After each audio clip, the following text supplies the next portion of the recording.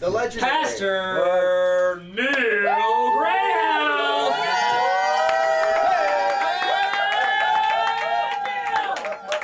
Neil Greathouse, everybody. Neil Greathouse. It's yo-yo! Sandwiches! Yo-yo!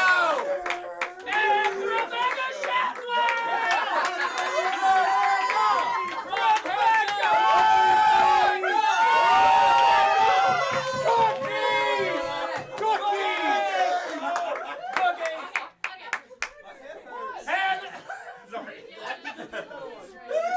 I'm out of breath. Almost passed out. Ladies and gentlemen, the founding pastor of Trademark Church, Neil Greathouse. Shut your mouth. Hey, this is it. The first meeting ever of Trademark Church. All of us.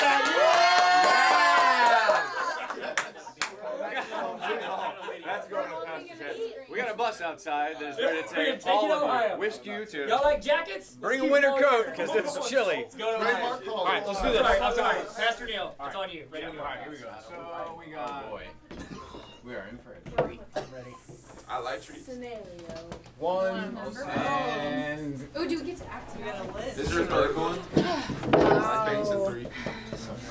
Let's put a 3 here, but there is no. There's no. So we'll put that one over there. All right, let's do this. This is a pre-existing rash. No. Pre-existing team. What? Here's what I want to talk through really quick. I'm going to show you 2 different scenarios. We get asked this a lot. I was talking to Tyler about what should I talk about. He's like, talk about diabetes. And I was like, no, I'm sick and tired of talking about that. So there are a lot of times where, and this is, let me just quickly identify. You guys are all, you are going to be on a startup. You are going to start things up. You are going to join something that is pre-existing. It's already here at church. So let's just think about church. You're going to be on the worship team. You're already on the worship team. Did the worship team exist before you got there? Okay. Yes. That would be under this category. There's a pre-existing team that you're on. But some of you guys are going to have ideas that are God ideas that they don't exist right now. There's something that you're going to do that doesn't exist. One of the things that Josh, this is actually the very first time that Josh and I served. Do you remember what it was? Don't let me down here on this one. I think I was around 4 years old, a Rising Baptist. No, they together. Brother John. Oh. Brother John. That was amazing. First time ever served. Together, you meant. Yeah, together. Some conference, we were power washing. We were here. Remember what it was? Hey, it's a power. Somebody said What we brought to you by? we took Mother's Day. Oh, yeah. We took Mother's Day gift bags. We had this crazy idea that we said, hey, what if we could get moms on Mother's Day that are brand new? They have to check their kid in for the very first time. They have to fill the paperwork out. So we're going to know when there are brand new families that are here. What if while we're here, my wife's calling me, what if while they're here in service, what if we actually went to their house and dropped off a gift basket that has a bunch of stuff in it for them, and when they get home, that gift basket is there? Could we do that? Josh was on that very first one. So that is an example of an idea or a startup that didn't exist, and then we have to go start that up. So here's why I want you to think about this. Where you guys are at in life, how far do we want to go with this, Tyler? It's the beginning. The most successful and profitable startups happen when the startup is kicked off by someone who is 45 to 47 years old. But there are more startups happening in your age than any other age. But more of them fail at your age than they do the 45 to 47 year olds. And there's a reason for it. I can show you the graphs and charts. But here's what it is. The experience that you have of being out there in the marketplace for a long time, you get to make all these mistakes. But there are more people trying new things at your age than ever before. So I want to work through 2 different scenarios here and walk you through how we did a couple things, and I'll show you our mistakes in them. This pre-existing scenario is the Conway campus. I started campus pastoring this 5 years after I had been in the creative department. So leading creative, I came over and started the Conway campus, and we had a staff and a team that were already here, and you inherit something. So that is jumping in and you're inheriting something. This new startup will do New Breed. Didn't exist. We didn't have a men's ministry in Conway, and these are obviously both up and running. They're still going. But here's the thing: what are some things that you are up against when you jump into a team that is already pre-existing? Like, what are some pros and cons? There's already a culture in place, good or bad. Thank you so much. Culture is the very first thing. Yes. Go off. Yes. I prefer the students to answer, but that's okay. That was good. You're actually it's dead on. You're actually that's the whole. All the answers go toward that one because they fall into. I got you. It's culture. Okay. What are some other pros and cons on this? People don't always. You can go. It doesn't matter. You have to gain their trust. Yeah. Yep. And we'll put a giant question mark by that because we don't know if we have it yet. There's already like a structure of how it's like being. Yeah. Org chart is already there. Right. Yeah. Good job, Hannah. Thank you. Happy birthday. Happy birthday, Hannah. Structure already exists. Absolutely. You don't have I know this like probably goes back to culture, but you have to kind of like fit to what is already being like put, and that's probably like those things It's too. best practices. Yes, there's already a strategy. There's already a way that this is all going right. Okay. Got it. People don't always love Systems change. already in there. Yeah. Good. What was that Yes. thing? Yeah. People don't always love change. People don't, I feel like. Good And we'll put that there. What percentage of people don't like change? 59,000 persons. 69%. 69% of every person that you are going to, if you get a group of people, 69% of people do not like change. Those are your S-type personalities. They do not like change. 69%. That is a large majority. Okay? If you have a brand new startup, you are starting something. So at the time, New Breed did not exist. Little Rock already had one. Sorry, I'm not even in the frame. Little Rock had one going, and it was 3 years into it. Harry Bates had already blown it up. There were about 200 or 300 people that were there. Wow, we should do a case study. We should do a case study on that. We won't. All right, same team, but yes, it would be great. So, what are some pros and cons to starting something from scratch? You get to set the tone, the example, the standard, Yeah.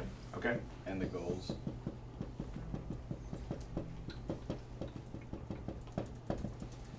Okay. Yep. Goals too. New ideas. Yeah. It's all new. There's not a lot of credibility backing it for something new. Zero brand recognition. You got to start from scratch with the team.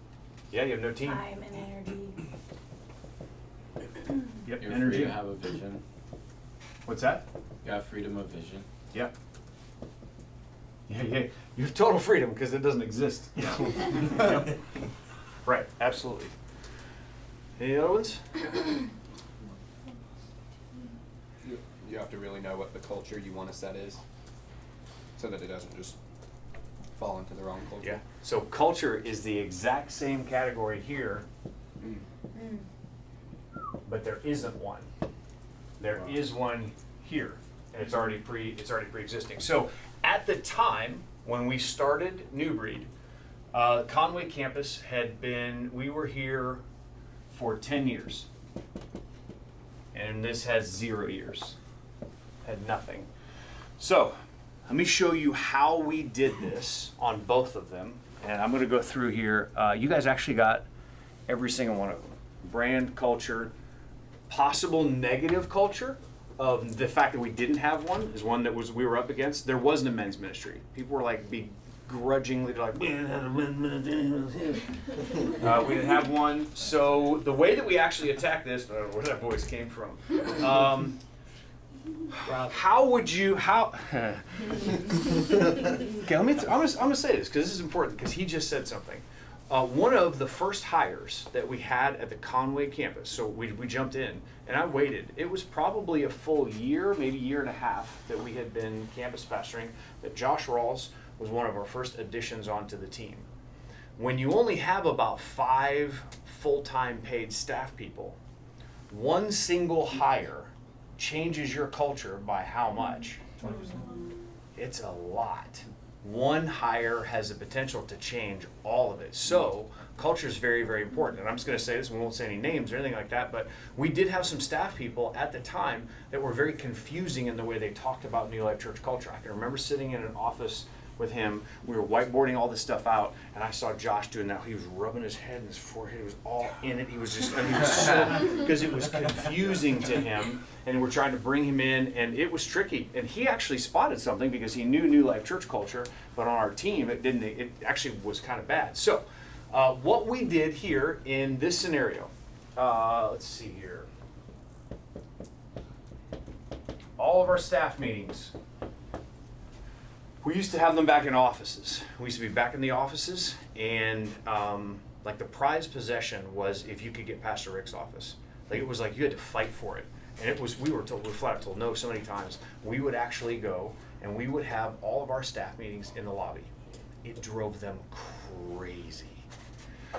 One-on-one meetings. I did them right in front of where Press and Port is. It used to be called Blends before that. I don't even know what it was before that. Holy Grounds. It was something weird. We did every staff meeting out in the lobby. Every single one of them. So the entire day, I didn't have an office in the back. And we did it out in the lobby, and I had them one after another. Every person coming out there in the lobby, and we sat there. One, because I wanted to see what is the pace and the rhythm of the whole building. I didn't want to jump in there and start making sweeping changes because I didn't know what the culture was, didn't know any of this kind of stuff. I didn't want to tick anybody off. And they were already a little bit intimidated. I didn't know who I was. Some creative guy that jumped over there. All our staff meetings changed. They were one-on-one, and we did giant group meetings, staff meetings. Some of that went well, some of it didn't go well. Some people were very, very uncomfortable with that. But what we did is we took something very big and we broke it down into very small. All right, another thing that we actually, I started doing is I went around and I started serving individually in Kid Life and Little Life. Come on. Each room, I would spend an entire weekend over here in Kid Life. I wasn't just doing a small group at the kids, but I would get up there on stage and help them go through the scriptures. I would do all of it. I needed to see what it actually was, and before you can make any changes, I would highly recommend that you actually get in the trenches, roll up your sleeves, and get dirty and figure it out before you come in and say something. There was a lady at Lowe's, old lady at Lowe's. She was pissed. Some knucklehead from corporate had changed her computer screen over to a touch screen, and they got these brand new scanners. And she's telling me while they're trying to reboot the system, the whole line is backed up behind her. And she looks over at me, she goes, "Sweetie, if any of these," and fill in the blank word, people that make these decisions, if they ever ran a cash register, they would have told you this is a terrible idea to do touchscreen from here to here. They just don't know any better. She said somebody in office made this decision. Same thing. I did Little Life. I did every single classroom. I am terrible with kids, but did them all because I just want to be in there. There's also another side to it, and I learned this from Josh Rawls. If you're not sweating, you're not serving. Yeah. It's just at some point, it just helps to get out there and just get, okay, you're entrenched and everything. We also, I'm going to tell you my mistakes here in just a second, but I got in there and started doing every single routine that everyone else does before we started making changes, even down to the landscaping. We had a company that was doing our landscaping, and I just went out and helped them. Like, they probably hated me. They probably legitimately hated me. But I figured out what was wrong because of what they were doing with the mulch versus the water. We just didn't have good irrigation. There was a couple of guys that just didn't know what they were doing, and it was best. So we had to swap out that company with another company. But before we just came in and slashed all that, because two of those guys that worked for that company went to our church. Very, very delicate. Here's the thing. I did not come in scenario number one and say anything. Yeah. I did not tell them that we were going to do these changes. I got in there and first started working.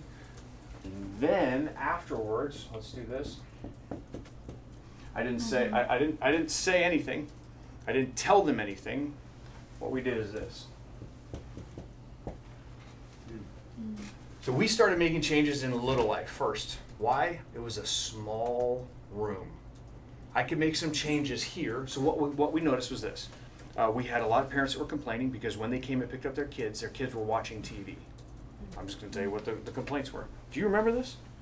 Sounds familiar. I don't know if maybe I shielded you from this one. I don't know. We had parents that would come in and their kid is watching some DVD, some Netflix, something. And these parents were really upset because they said, "I just dropped my kid off here and you guys are saying this is ministry. They're just sitting in front of this TV. What's going on? Well, the truth was they had been working really, really hard with these kids the entire service, but then as things were getting cleaned up, they're cleaning up the rooms, they're switching the room out, they turn the TV on for a little bit so they can clean the room for the next service, and parents come in and that's the only thing that they see. So we changed the perception of it a little bit, and we switched up how they do things in the room, and also had them take pictures and send it to the parents. Hey, this is your kid, they're doing a scripture verse. Hey, this is this. So it's like, we could tell them all day long that your kids are back there, but we decided to start showing them and just change a little bit of that perception. Okay, let's look at this one for just a second. New breed doesn't exist. So what we did is this. We started off and we picked 21 guys. Little Rock started off with 400 guys. Massive invite list. Huge sign-up sheet. Wide public release on the weekend. I'm not saying one is better than the other. I'm just telling you what we did. This is not a good bad. So they started off with 400. We started off with 21, and for 1 year, we met as a small group in one of the offices here and went through Pastor Larry Stockstill's book, Remnant. That was where the name New Breed came from. It's on page 7. In the foreword of his book, it says, "It is time for a new breed of Christian man to step up and just go after God like he's supposed to." We didn't have a name for it. It wasn't a men's ministry. We started a small group first. How many times has Pastor Rick said this? If it's going to work here at New Life Church, it has to start relationally, not positionally. Positional leadership will never work here. Relational leadership will always work here. It doesn't matter if you're standing on the stage or not. You can actually lead something from the floor because relationship is the one thing that works here, but it's not efficient. I want to show you the difference here. This was efficient. From day one, they had 400 people. From day one, we had 21, and a year into it, we had 21. We took a year and just developed those relationships. Guys opening up, talking about their kids, all this stuff. At the end of this, the guys wanted to do more. I did not go to them and say, I want to invest in you so you guys can lead a group. They wanted it. I didn't. They said, what if we did more? And I said, all right, how would you do this? Do we do a wide release on a weekend and announce New Breed? And we all agreed in that room not to do it. I'm not telling you this is my idea. We decided not to do it because that's not how it started. I invited personally all of these guys. I'm going to throw this out there. You're going to think this is crazy, but don't ever lead a small group that is entirely built off of a sign-up sheet. At least pad half of it with the people that you know and love because of this word. Yeah. You have no idea what culture you're going to have in there, so at least front load your group with invite only. We did invite only. This was large, wide release. They came and said, can we do this? And I said, on one condition, that we do not ever announce publicly that New Breed exists. They're like, what are you talking about? I said, don't talk about it. If somebody says, hey man, I heard you guys are doing a small group, lie to them. We are not doing a small group with men. It doesn't exist. You're like, what? I said, for real. So now if it's somebody you know and you want to be in there, you just have to invite them personally. This is not like, hey, I can come over. So because what we do is this. This is a cattle call. That is, look, when you put a sign-up sheet out, what you're actually doing is you're telling the people that you really want to get there, people of influence, people who are hard to get, this is available to everybody, and that's not how the world caters to them. The world caters to those people by inviting them personally, and nothing that they're involved in with substance started off on a sign-up sheet. How many of you guys have a killer good relationship that started off on a sign-up sheet? It's rare.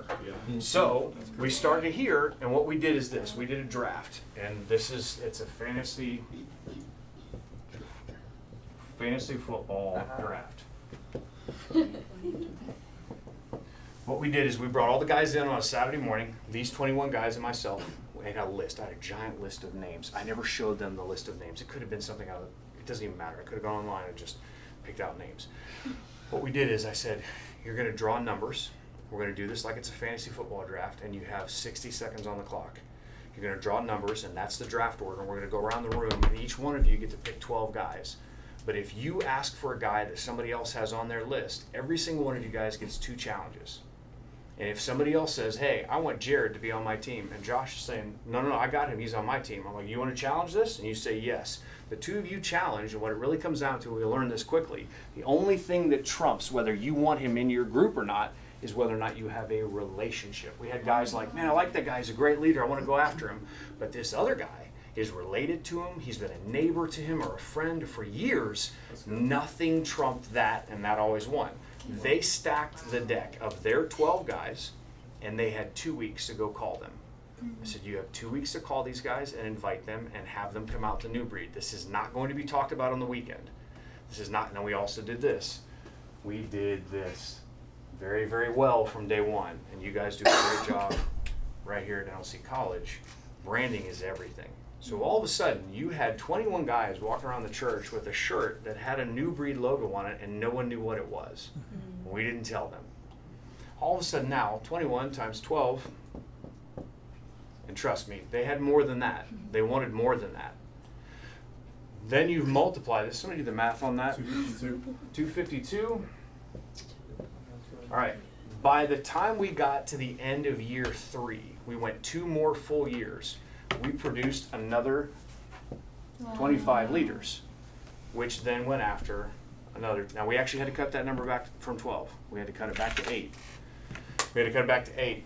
Over a 4-year time period of not promoting publicly from the stage, New Breed, we grew it far more than this,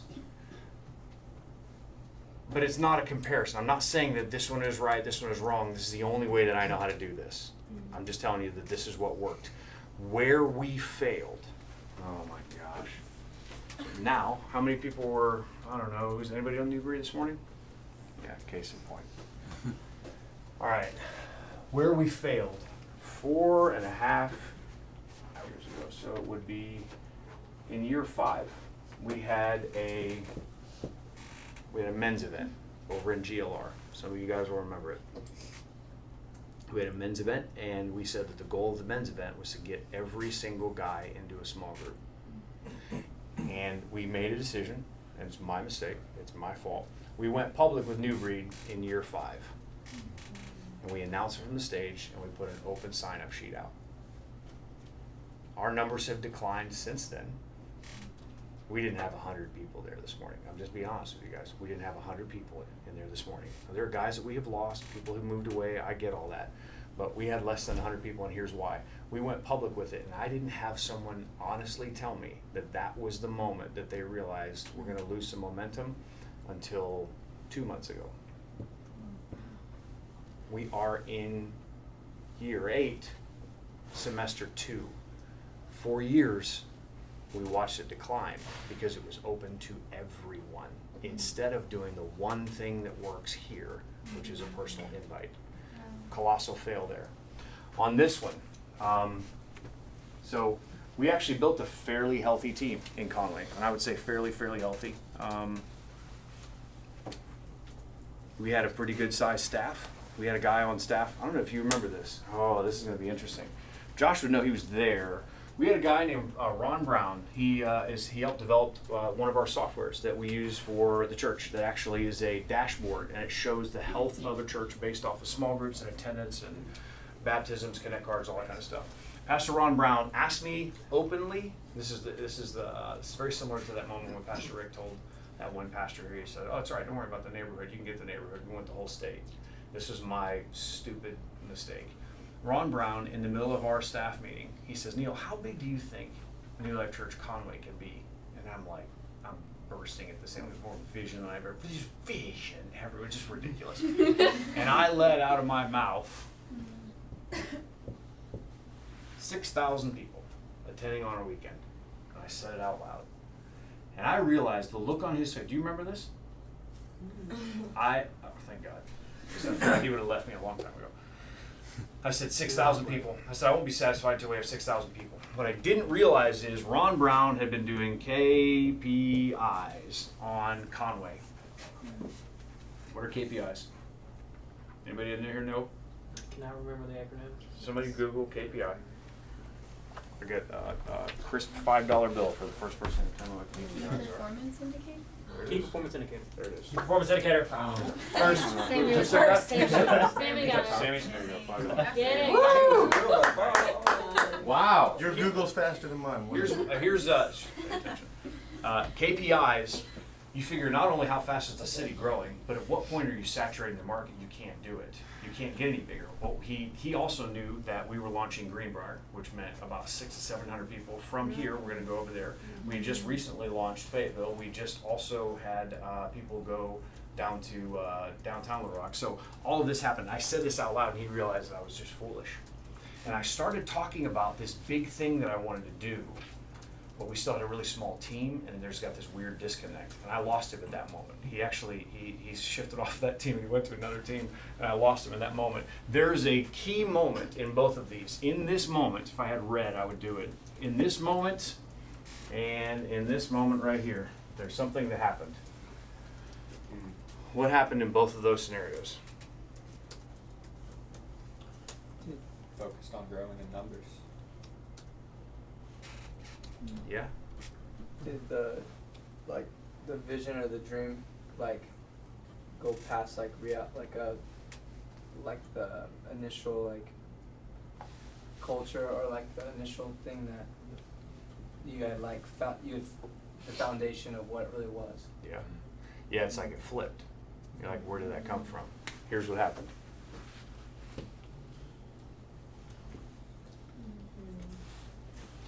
I stopped showing and I started telling. We stopped showing New Breed in action, serving all over the city, and we started telling people about it. Wow. And over here, I started telling people what we were going to do instead of just slowly building. So Andy Stanley said this. I don't know if he's the one who came up with it, but this is what he said.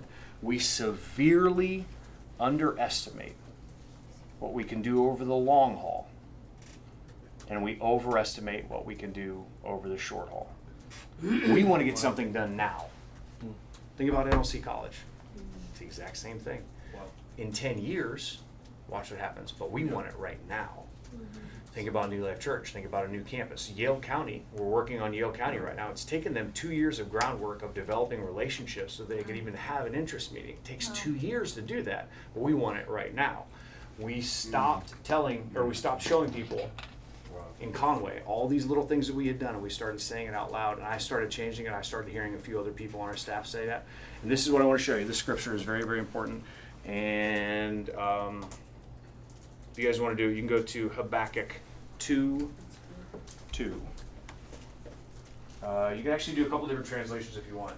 I need one on NIV. I need somebody else to go get the Message translation. I need one other person to get the NLT. And then we'll wrap up with this one. What's that? Habakkuk 2:2. I got a message. Josh Rawls, message. We need NLT. That's the last one I need. NLT? I got it. All right. So who's reading NIV? All right. Go ahead. Yes, sir.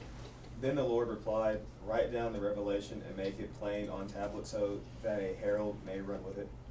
Okay. It's huge. Write down the revelation, make it plain on tablets, so that a herald may run with it. Okay? Who's got message? It's me. And then God answered, write this. Write what you see. Write it out in big block letters so that it can be read on the run. All right. Who's got NLT? Gotcha. And the Lord said to me, "Write my answer plainly on tablets so that a runner can carry the correct message to others." Okay. That's what I was going to say. Who? Thank you. I figured. Spell check that. Put the S. Who is the carrier of the vision in these scenarios? I'll read this one. I'll read this one down again. I'll read it. Let's see here. Message translation says, "Write it in big block letters so that it can be read on the run." Who is carrying that vision? Who's carrying what is written in big block letters? The runner. The runner.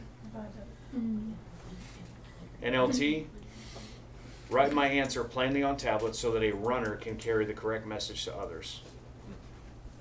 NIV, write the revelation down on tablets, make it plain so that a herald may run with it. Who carries the vision? Not the person who is standing on stage, who is declaring this thing. We want someone to get up on stage and to champion what we do. If you're waiting for someone to make an announcement about what you want to do, you are sadly mistaken that is the way to get it done here. That's not the way you do it. That's not how you do a startup. That's not how you come do one of these teams. Because what we could have done is stood up in front of the team and said, here's how we're going to do this, instead of just doing it. Yeah. So showing, not telling, is everything. Yep. And you notice what it says here. It says, where is it at? So it can be read on the run, so that a runner can carry the correct message to others. Are they carrying what we are saying, or it's what they're reading? It's not what we're saying, it's what they're reading, because you've got to write it down. It is not my job to tell these people how to run. This is huge. None of our jobs. So our jobs, if you're going to be in ministry, our job is to equip the saints for what? Work of the ministry. Say it louder. Work of the ministry. Equipping the saints for the work of the ministry. It is not my job to equip the saints for the work of my ministry. It is my job to equip the saints for their ministry. So, if we are going to get the vision out there, we have to write it down plainly so that the runner can run. You and I don't get to say how that runner runs. There are sprinters, there are marathon runners, there are hurdlers. God has given them different talents and abilities. It is not our job to do that. It's our job to write it down, and the right ones that need to run with it will run. But the only way that I have found that it works to give them something worth running with is showing them. You can write it down all day long. Until you're doing it, I don't think it matters. I wanted to do that because this is a good study even for me, because we're trying to start this church and we don't have a culture. We don't have a staff. I don't have a team. Every single person I'm meeting with is potentially someone that will get me in jail. I don't know who these people are. I am having house parties and small group things, all that kind of stuff, and I don't even know these people yet. And I'm trying to figure out how are we going to do this. First of all, we got to keep it dead simple. It's got to be so simple, but I'm working on this. I'm not even telling them the name of the church for a while.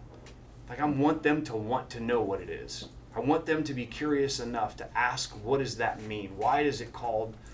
This feels like a pitch. I'm not pitching anything, but this is what I'm trying to do. Is I'm trying to build something from scratch. The only way I know how to do that is this. Okay. Any questions? I feel like that was long. I don't even know how long that was, but Perfect. all right. Hey Ricardo, how you doing? How you doing? Any questions about that? Yes.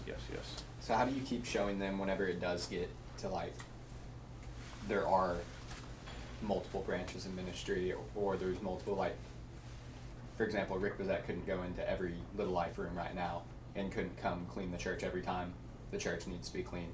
Like when there are multiple ministries under you, or so many people that you can't be in every single area. Yeah. Jesus had this incredible, it is difficult. How is he going to lead this massive ministry, but also serve? And I think you have to take the moments that you can get. Like, he took the towel and washed the disciples' feet, didn't have to do that. I think in a lot of scenarios, you have to be willing to do the things that you don't have to do, technically have to do. I've seen Pastor Rick, I've seen some of our campus pastors do it, where they are out serving at whatever that conference is, whatever that big moment is. They're not doing it for, that's the other thing, you gotta be really careful that you're not doing it just to be seen. Yeah. You have to do it because you genuinely mean it, but you have to fight for those moments. Classic example, Joel Abel. He was here. Julia Abel spoke at Woman. So Joel was the Darren DeLon at Hillsong. Now he went and started his own church.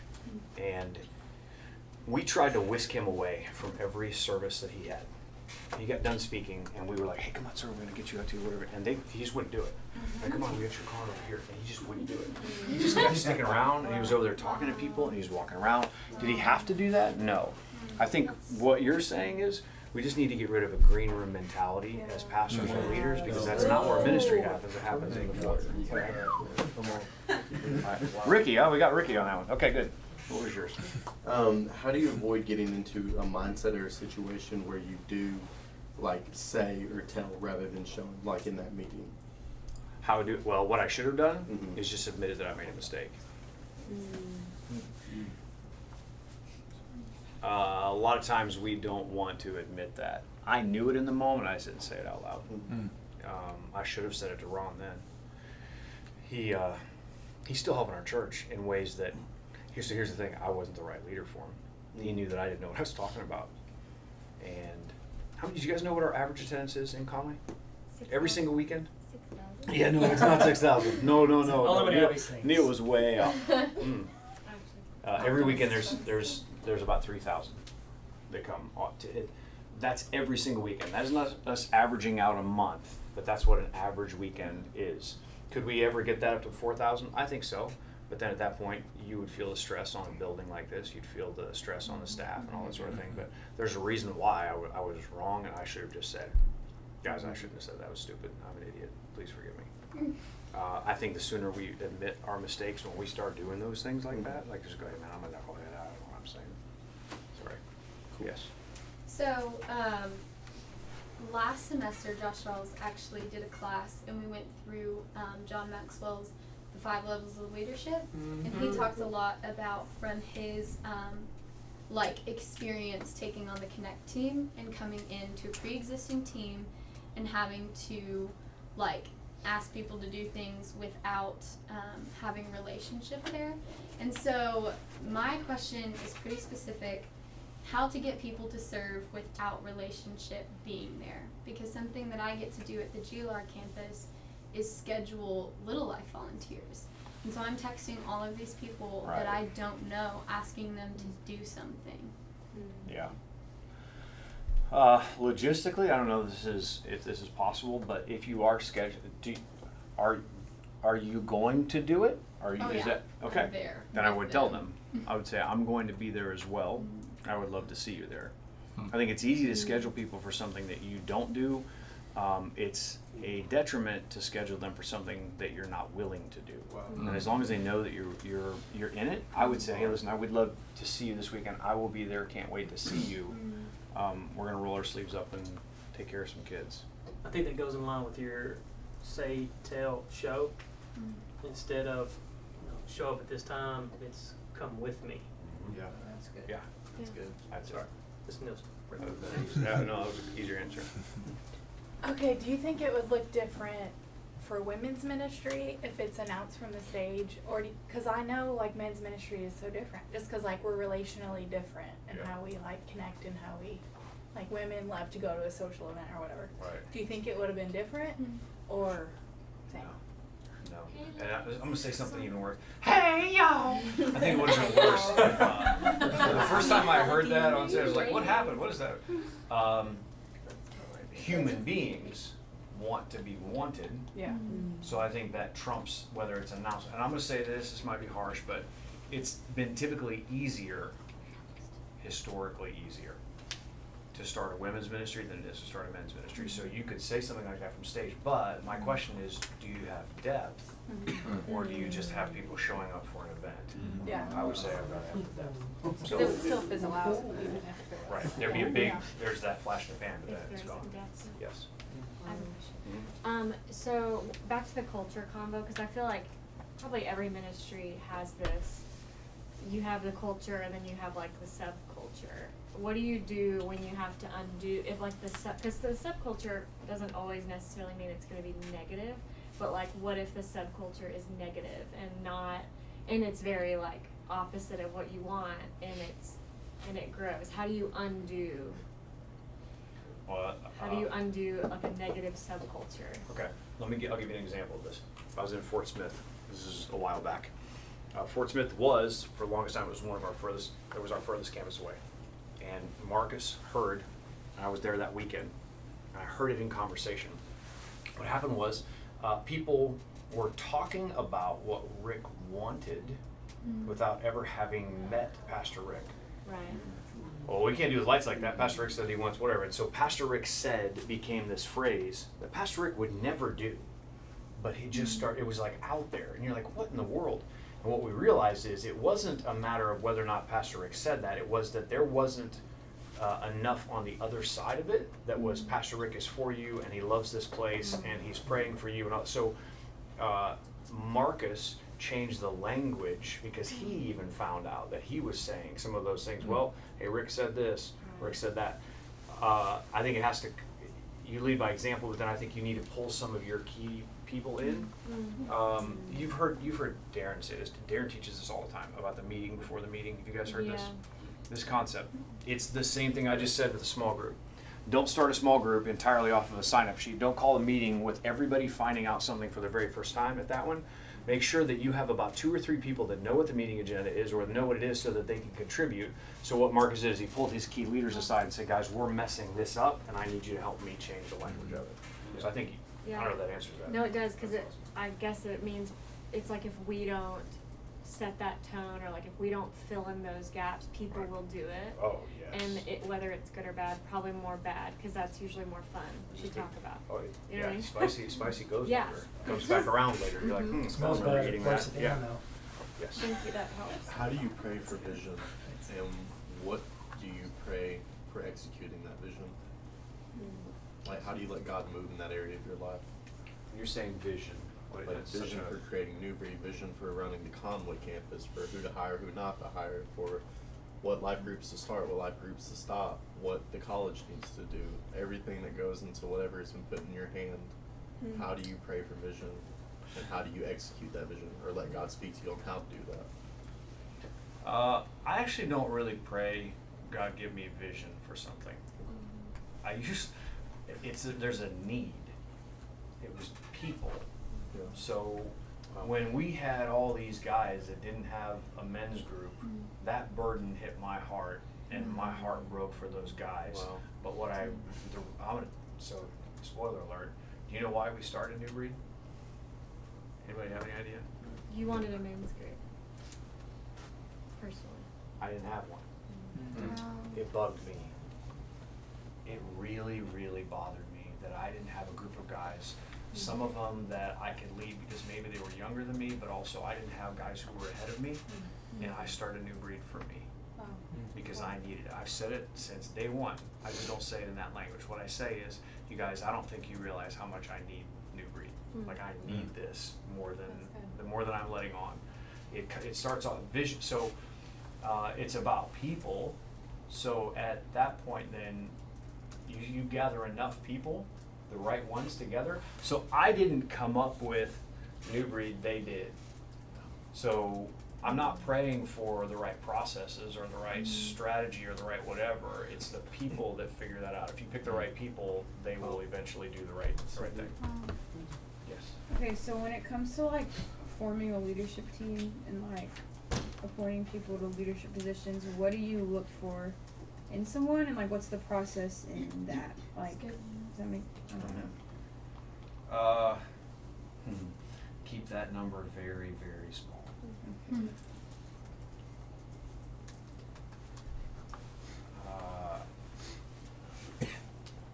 Divine flow. We say that word and it sounds like what is that? Is that like you had too much corn? Like, what does that mean? Yeah, like divine flow. We say that because you have a relationship with people, and there's something that clicks. David had this. First of all, you have to know if you're gonna be on a leadership team or you're going to build one. God already has those people out there. He's already speaking to their hearts. You just have to trust that. When David was young and he went to, I feel like I say this all the time, but this is the right example. King David goes to see King Saul, or he's not King David, but David goes to see Saul, and Goliath is still running amok. And when he gets in there, he's basically in Saul's presence, and he's challenging this whole thing. He's like, I can't believe that we're going to let this guy do this, whatever. On the other side of the curtain, in that tent, is Jonathan. And Jonathan's heart, the Bible says his spirit jumped on the inside of him because he didn't even see who David was, but the sound of his voice, God connected those two together. Jonathan was waiting for David to get there. So you have to pray, God, who are the people? And you pray that, and there will be an immediate connection. I know it sounds super like spiritually whatever, but you're going to know. If you're with these people, I would just say go very, very slow. I'm going to tell you another place that New Life Church makes a mistake, and we do this without fail. The only time we get in trouble is when we break our own rules. I won't tell you names of staff people. I won't tell you names of leaders that are not here anymore. But every single time we have run into problems, it's because we fast-tracked somebody. Every time, without fail. We try to bring somebody in and we fast-tracked them. They're not here anymore. We've had people that tried to jump through the hoops to get to someplace. And the problem is, the reason why that doesn't work here is because if servant leadership and relational leadership are the only things that actually work here, the rest of the team spots whether that's a good person or not. So they spotted that these people were bad eggs in the bunch, and they're like, that guy, I don't know what, and they helped weed him out. But if you're starting one, like, okay, I'm just telling you the truth. I don't have a team that is the filter here yet for trademark. I don't have that. So I am trying to filter through all these people, but at some point they start to weed these people out for you. But I would say start small. Yes, sir. I have two questions. One, like, how do you take like a culture? Time. I'm sorry. Time. Hannah. Time. Spend a lot of time with them. We can talk about. Sorry. We can talk about love languages all day long. You can't fake quality time. No, you can fake the other ones. How do you take a culture and or like create something while respecting, like if you're in scenario one, while still respecting the main culture that's there? Yes. So this is a bumpy road, what you're talking about, because you're trying to change something and you don't want to buck the system. Right. So you start towards something, you start building something. If it is of God and if it is healthy, it will get noticed. The way I've always thought about it is, I want to look across the room and go, man, what are they doing over there? I want to be in that. I heard some really good things, as opposed to you're abrasive. You're like 100 grit sandpaper. You're just rubbing everybody the wrong way. No one wants to be a part of that. If you can do it and it's healthy and you build it, and if you start towards something and your leadership comes and says, hey, listen, you need to pull the reins back on that, then you do. And you figure out another. But you keep showing them that you got to do this in love. You can't show them like, I'll show you. That's never going to work there. Okay. Awesome. And then two, how do you take like culture and like not become comfortable with certain things and still like have like keep the culture fresh of like towards Jesus? Like how do you not like allow certain things that are systems and things in place that feel like things can run really well, but even if they're running well, like how do we keep like everything like with a mindset towards Jesus and towards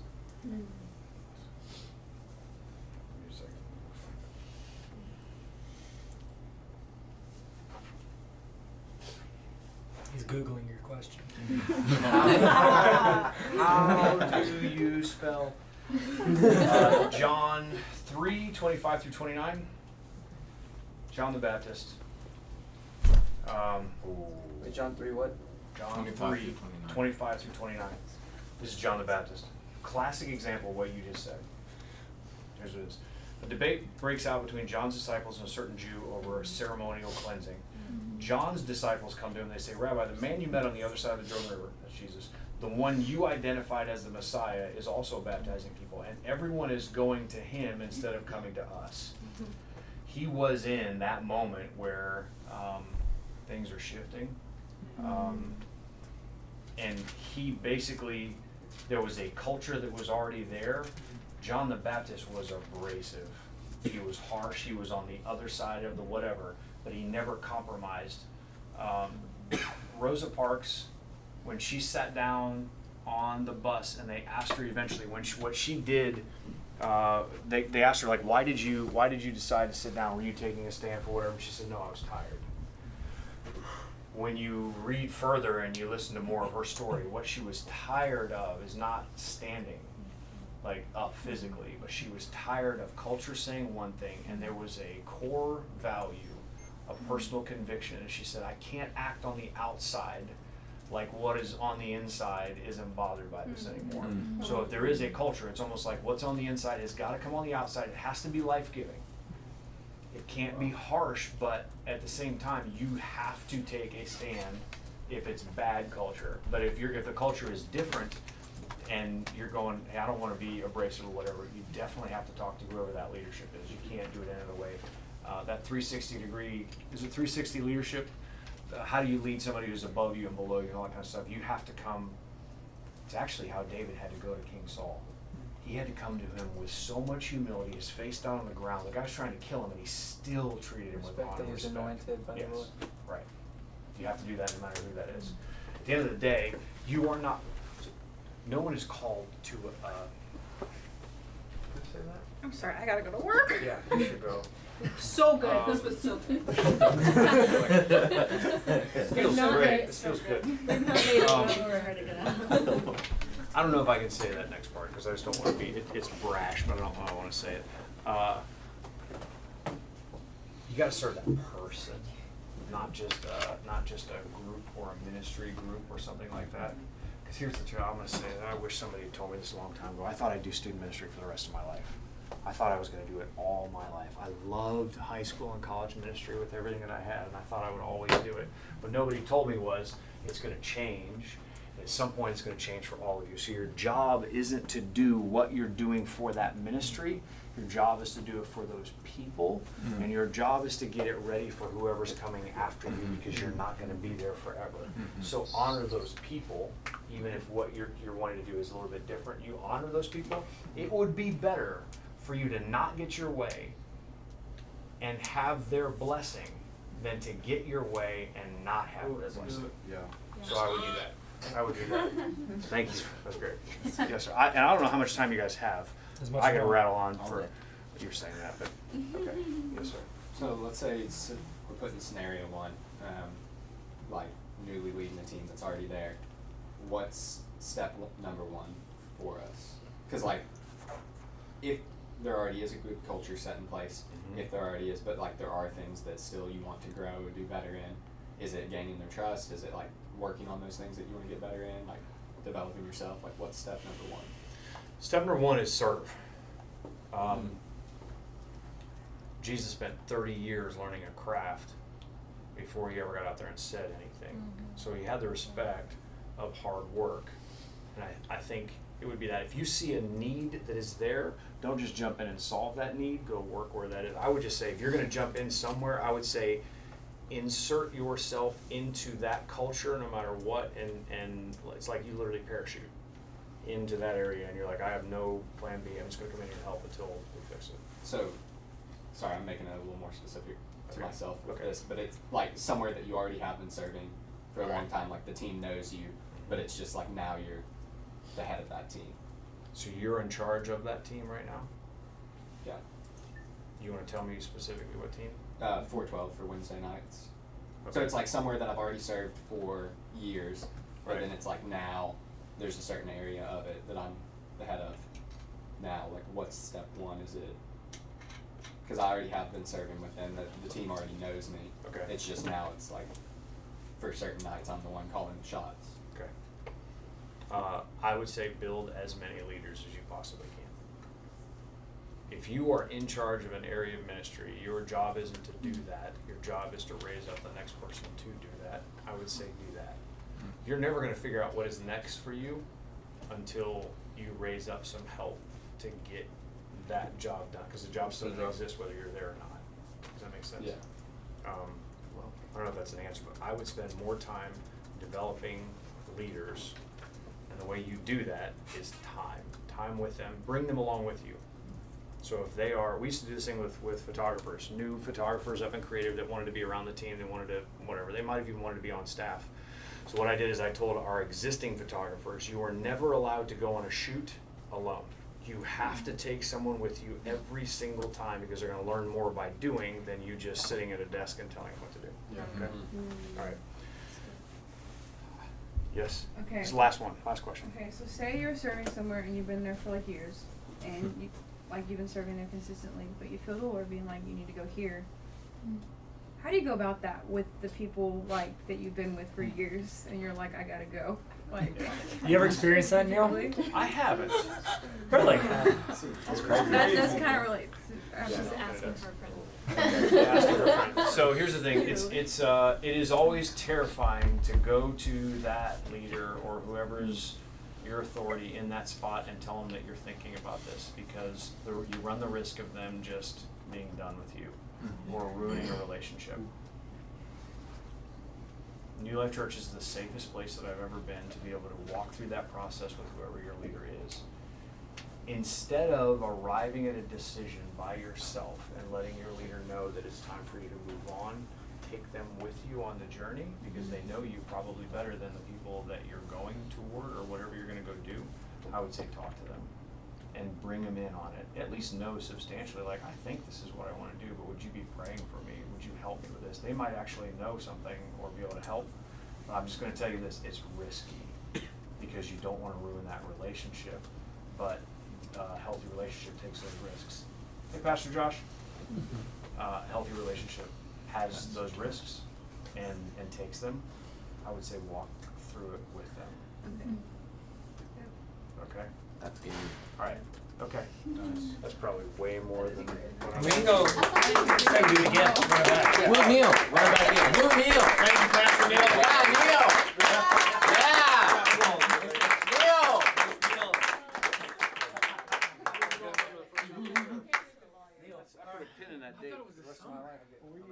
Pastor Neil, we appreciate you. Thanks for starting Josh's ministry when he's 4 years old. Thank you. Yeah, and Rise good. It was great. We all first You were started right together. there. That was it. Everybody, we are going.